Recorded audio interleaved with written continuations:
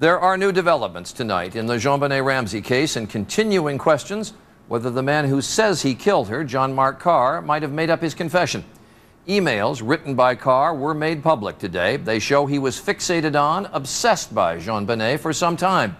ABC's Bill Redeker is in Boulder, Colorado tonight. Bill? Charlie, law enforcement sources say authorities positively identified John Karr only 1 week ago, but ABC News has learned exclusively the details of exactly how he was snared in Bangkok, Thailand.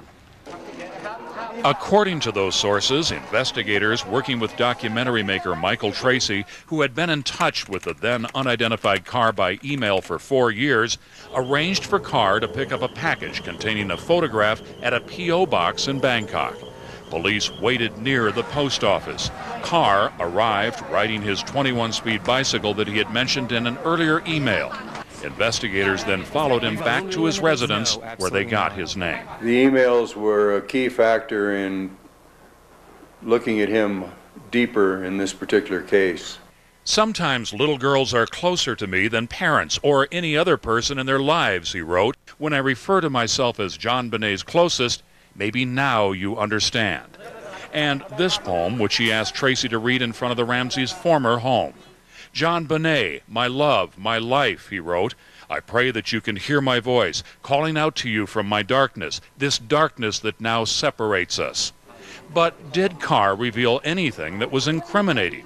So prosecutors must now focus on forensic evidence, such as male DNA found under JonBenet's fingernails and in her underwear. Karr has given samples of his DNA to investigators in Thailand. Is there a match? They're all hoping that they'll get some kind of forensic match, and if they do, they'll be vindicated. But if they don't, then we just went through the circus again. Officials here are expected to do handwriting analysis. ABC News obtained these 2 teaching applications handwritten by Karr. But when compared with the ransom note left at the crime scene nearly 10 years ago, independent document examiners are dubious. As for Karr, officials in Thailand and here in Colorado say they expect to bring him to Boulder sometime during the next week. Charlie? ABC's Bill Redeker tonight in Colorado. There is growing speculation from serious legal, law enforcement, and psychological experts that Karr may be lying. No one yet knows for sure. What we do know is that false confessions, particularly in high-profile cases such as this, are more common than you might think. Here's ABC's Dan Harris. One theory as to why John Mark Karr may have lied about killing JonBenet Ramsey is that he was desperate for notoriety. And you see him there now. 2 former FBI profilers who reviewed the tape of Karr for ABC News said his seeming ease in yesterday's media scrum made them suspicious about his claims of guilt.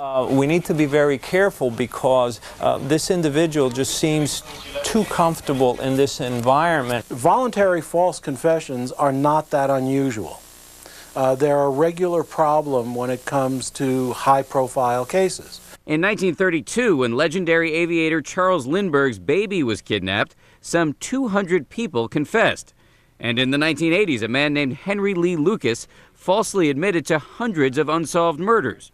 People who study these cases say John Mark Karr seems to fit the profile, someone who appeared to be living an anonymous, unfulfilled, and troubled life.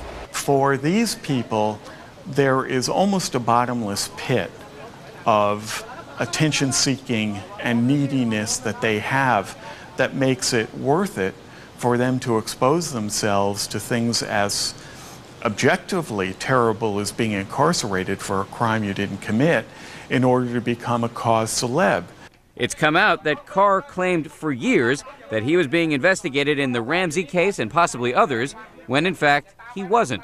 He wrote in one email that he was the subject of a federal investigation for child murder and child molestation. Through the simple force of the repetition of a claim, the person at some level believes that it could be true. It is entirely possible, psychiatrists say, that Karr became so obsessed with JonBenet Ramsey that he convinced himself that he was the killer, even if he wasn't.